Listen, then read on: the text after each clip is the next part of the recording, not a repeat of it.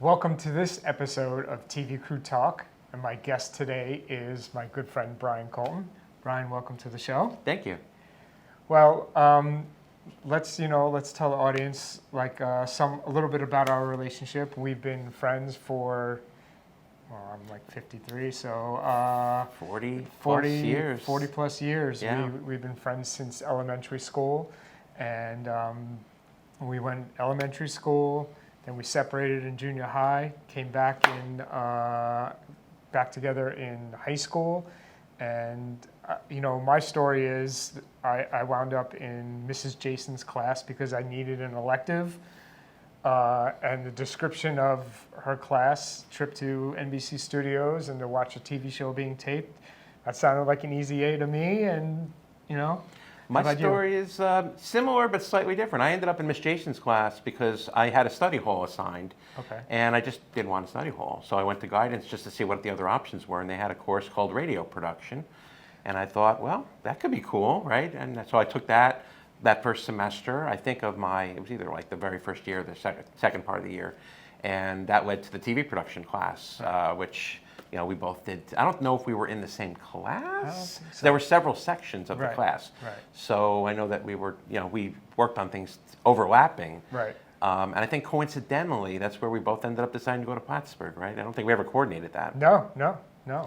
So, and then that relationship continued through college. Yeah, and I love the shirt you're wearing. It's a tribute to you as the executive producer of Plattsburgh Cardinal Hockey and being on your crew many times. Which gave me, which solidified what I wanted to do with my professional career. I knew right away I wanted to shoot professional sports as a camera operator. I would have loved the opportunity to direct, but things took a different path. Life happens. But let's talk about our college experience together. What solidified what you got into as your professional? So I think like yourself, we all got to try different things out in college. We got to be executive producers, we got to be technical directors, we got to be audio operators. For me, I guess it was just the use of the equipment, the studio and control room environments that I always really enjoyed. And man, I thought, if I could just make a living at this, how great would this be, right? And we had some people go before us, a couple years ahead that had gone out into the world and been successful in that way. And my priority was really finding a job, not knowing initially what it was going to be, but in that sort of an environment. And so the school offered some internship capabilities, which I took advantage of, which every student should take advantage of if your school offers an internship. And then I went a little beyond that because I secured 2 other internships on my own outside of the school to sort of figure out what I wanted to do and what I didn't want to do. Most especially, you don't always know what you want to do, but you sometimes definitely know what you don't want to do. So I tried a couple of other things out. I did an internship with ABC News during 2020, during their great reign with Barbara Walters and Hugh Downs. Wow, amazing. I was, an intern in post-production, and I got to hang out and watch a lot of editing sessions, and hang out with producers and hang out with editors, and and hang out in control rooms and hang out in editorial meetings about 2020. Right. And that was okay. I enjoyed that, but I really liked getting my hands dirty and hands-on things. So my next internship was really the main one, I consider it, which was at WPTZ in Plattsburgh, the NBC affiliate. Right. And I got to do everything there. I got to go out on shoots. I got to operate camera. I got to, basically help out in any way you can imagine. There was literally no limit to what you could do. And that's where I learned how to use they had a character generator there from Chiron, right? Right. And it would just be empty during the day and nobody would use it. And there was a manual sitting out with it. So I would just sit down with the manual and try to figure out what it did and how it worked and plugging away at it. And I got pretty good at it. And sure enough, combination of 2 of my internships, I'll tell you about the third in a second, but that's what got me into the industry. The third internship, by the way, was in a public relations firm. The summer after I graduated, it was a little bit of a gap before I got into the industry. That taught me what I really didn't want to do. That wasn't my career path, but I was grateful for the opportunity. With another Plattsburgh alumni had actually offered me that chance, and I worked there for the summer. So that was really cool. But again, sometimes it's good to know what you don't want.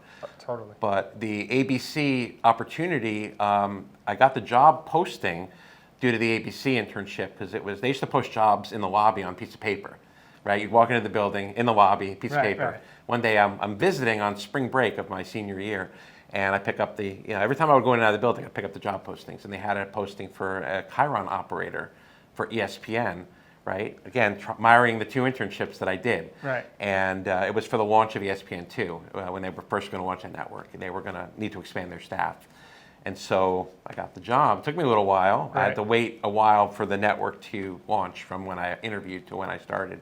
And that's when I did the internship and did a few other things. And it was great. I was there for about a year and a half at ESPN, and it was, like I said, the perfect marriage of my experience up to that point. That's awesome. And really just creating your own opportunities, which is essential, I think, for anybody looking to get into the business. I remember my favorite memory, there's a lot of memories from college, right? Parties and things like that, but my favorite memory of you, I forget what class we were taking, but we had to do a project. And my project was how to teach the 10 skills you need to have to hit a baseball. And you were my technical director, and it required 10 different chroma keys, and it was like one straight through production. There was no editing. It was all live through the switcher, and each time the shot changed, the chroma key had to change. And I could see the smoke coming out of your ears. That was fun back in the old days doing that kind of That stuff. was my favorite memory. Yeah. Yeah. But no, internships are, I advise anyone going into, about to graduate or in college, no matter what field it is, you have to pursue an internship because you may like it, you may not like it, and you're going to learn just as much from what you, like you said, what you don't like. Right. Absolutely. So I fast forwarding a little bit, you did the year and a half at ESPN, and then what's the next venture after that? So the next thing I did, everybody thought I was crazy. I left ESPN to go to a small little channel called America's Talking. Okay. That's also doing Chiron. That was really my way into the technical And Chiron, world. just let everyone, what's Chiron? Chiron is so when you watch a sporting event and the graphics come up on the bottom that tells you the person's batting average, home runs, runs batted, and that is a lower third. Right. And lower thirds are generated by character generators, and back in that day, the biggest player in the game was Chiron Corporation. Right. So if you knew how to use the Infinite or the Max or the Maxine or the 4200, which is an older one, that was like a great skill to have. I could type really well. That was another great high school class that they offered at Ramapo. Back when typing was a thing on electric typewriters, Yes. They made you take typing, Right. and I got really good at typing. My handwriting is atrocious, so it really helped me get through so many aspects of my life. I became a really good typist. That helped get me the job at ESPN also, and it was a great complementary skill set for being a Chiron operator. Totally. So I left ESPN to go to this small little channel. Everybody said I was crazy, and admittedly, it looked a little crazy, but it was more of a geographic move. I was in Connecticut working in Bristol, and this channel was based in Fort Lee, New Jersey, closer to where we grew up. And I was going to get married soon, and my wife was going to be graduating, and I wanted to be closer to home. And it was more of a personal move, but it was also like kind of a lateral move in terms of the equipment and the place. So who knew that a year and a half into things, this little America's Talking channel, which was a little talk show channel, it was a spinoff of CNBC, would turn into MSNBC, and it would be the opportunity to launch a brand new news network. And I got to be right at the front of that. Right, and I've told this story a million times, because of the election. It was like 2000, 2001 when George W. Bush eventually became the president. Yep. But we didn't know for like 2 or 3 months. It took a while. Well, I should back up and tell the story first. Mm-hmm. You had called because Imus in the morning was being done from MSNBC, but once in a while you would go on the road. Correct. So you called me and said, "Hey, Howie, would you like to, be a camera operator on this shoot?" And then I said yes, and then you were like, "Well, do you have any friends? I need, another 2 camera guys. I need an audio person. I need this, that." And I said, "Sure, I can make that happen." Then you were like, "Well, can you just send me 1 invoice?" And I'm like, "Sure." And then I got to thinking, maybe there's a business model behind this. And then you followed that up with, when everything happened with the election, MSNBC needed people literally around the clock. So we had camera people, and mostly camera people there, like around the clock for a few months. Yeah, we brought you guys in to help supplement the staff and Right. even the existing freelance pool we needed sort of an emergency extra pool of people. We were going 24/7 at that time. And we weren't really, set up for that. So you helped us get through sort of the triage part of that by using your crew of, sports shooters or shooters from other parts of the industry to supplement. And just to kind of get to the backstory of how this happened, I had progressed with MSNBC. I started off, actually, I'd been a Chiron operator, and I became a technical director, which, back to the chroma key story, I always loved TVing. And so it was like a natural transition for me. And from that, I did that for a little while, and then I became a technical production manager. And part of my job was setting up remote shoots with crews to go out and do like one-off events or multi-day events. And I was assigned to the Imus show, and Don Imus, this great radio legend, had started doing a show for MSNBC that we were televising. And he would go out with radio affiliates, every couple months, and he would do remote shows in their cities to help promote the broadcast on their radio stations. And we would have to follow with the cameras for MSNBC. You and I got to talking. We were always in communication. Yeah. And I knew you were shooting for various networks, a lot of NBC, and you knew a lot of everybody. And I was in a position where I needed to hire people quickly for these shoots that would sometimes come up just like that, overnight, like with very little warning. And I think we had a good relationship till I could say like, hey Howie, what can you do to help me out with this, right? Right. And Totally. and it really did, because I could get that one invoice and it would be a lot less work for me and a good opportunity for you to, get the work and help your friends get the work. I'm super grateful. Yeah. It helped launch, our company, and, showed me that there was a business model behind this. So I'm proud of my role in your company. I tell people all the time how proud I am of what you've done with yourself and your company, and kind of how I got that started. So it's really kind of a cool thing. Absolutely. MSNBC, you're at MSNBC for a number of years, and then you got sold with the building. Well, so there was a little bit of I kind of did, but there was a little bit in the middle there where they had announced they were shutting down the building. They were going to merge into 30 Rock, and I had done some work there. I knew what it was like to work there, which was fine, but I took that as an opportunity to try something else. So I went to Fox News for a year and a half, and I did similar job. At that point, I had been a tech manager, so it had migrated from the remote shoots and support of that to managing the technical staff and the studios and the control room. And I got an opportunity to go to Fox and do that. And I did that for about a year and a half. Meanwhile, while I did that, the building we were in had been vacant, and then I heard that MLB was starting up a channel, and they would be moving into that building. And so I took that as an opportunity to, look into that, and I ended up getting hired for MLB Network to do a similar job, tech managing, in the old building. So I always tell the story that imagine you go off to college, and you come back to your house, but you have new parents. And that's what it was like. It was very weird working in your old building with a new company. Right. And and a baseball field in the middle of it. A baseball field where the newsroom used to be, and where my desk used to be at MSNBC was now second base. I used to work there, a few times a month. So I used to love hitting the wiffle ball during the lunch break. But what advice would you give to, as an alumni of Plattsburgh, what advice would you give to fellow Plattsburgh students now, looking to break into the industry? Well, I think the most important thing would be to be realistic about the state of how things are. Nobody owes you anything. You have to create your own opportunities, and you have to be ready to be very flexible. Like I said, with the internship thing, some schools do offer some internships, but be creative. Think about, where do you want to be? I tell people, when you're putting a plan together for your life, you want to think about not only work, but personal life. Where do you want to live? What kind of environment do you want to live in? Do you want to own a home? Do you want to have a family? Do you want to have children?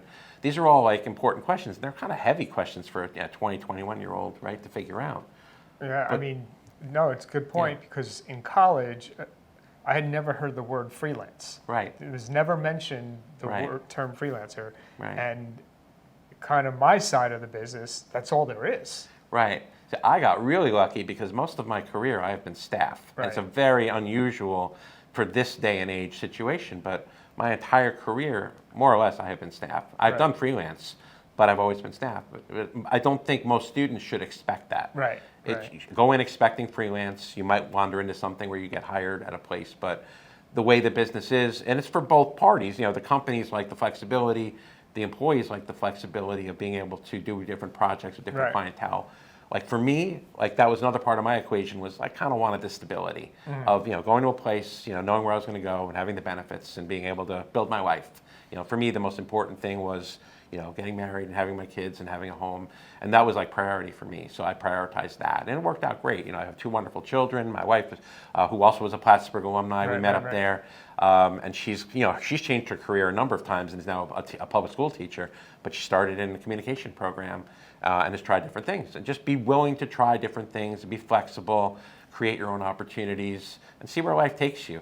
The other thing I tell people is, okay, you want to make a lot of money? Great. But you have to be cognizant of what the budget is going to be for what you're looking for. Like Right. if you're going to want to work in, say, TV news and you want to go to, Paducah and you want to work there, okay, great. But they're not going to have the budget, right? Right. So if you want to, make the money, you got to be in the market that has the budget to pay you. Right. So that is an important consideration too. Is just keep that in mind and be realistic about your expectations. Completely.